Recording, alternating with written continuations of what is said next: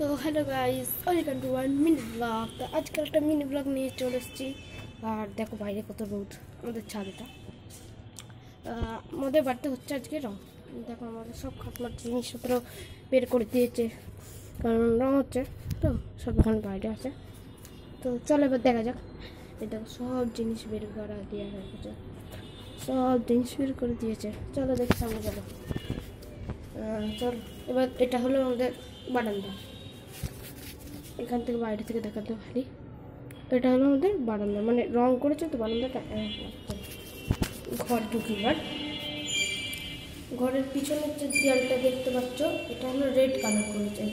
আর আমার পিছনে এই দেয়ালগুলো করেছে পিঙ্ক কালার, মানে এই দিকটার দেয়ালটা, এখানকার একটা দেয়াল, আর এই দিকের দেয়ালটা মানে হয়েছে পিঙ্ক কালার, আর এখানে হয়েছে পার্পল কালার।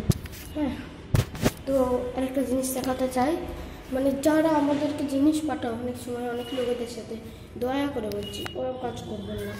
আমরা একদিন জিনিস একটা আলমারি অর্ডার করেছিলাম। অর্ডারে কী দিয়েছে বলো তো? দেখুন, এই দেখুন, এই জায়গাটা এলাম, এই জায়গাটা এলাম, এই জায়গাটা এলাম, তারপর এই দিকে আসলে দেখতে পাবো এখানটা পুরো ভেঙে গেছে, এরম দিয়ে দিয়েছে আলমারিটা।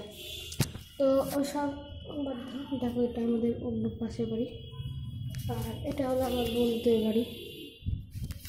চলো দেখা যাক সামনে, একটু দোলনায় চড়ি, মজা আসছে। আর এই যে এই জায়গাটা জিনিস ছিল না বলতে, এই জিনিসটা কী বলে, এই যে এইটা এখন আমরা সরিয়ে দিচ্ছি, কারণ রং হচ্ছে। আর এখন মানে আমি এখন চড়তে পারবো, দোলনা যত ইচ্ছে চড়ি,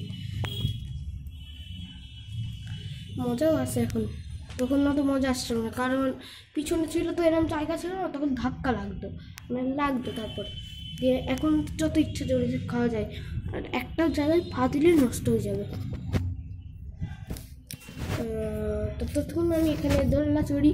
আমার মিনি ব্লগগুলোকে তোমরা সাবস্ক্রাইব করে দেবেন। এই ভিডিওটা আপনাদের কেমন লাগলো কমেন্টে জানাবেন।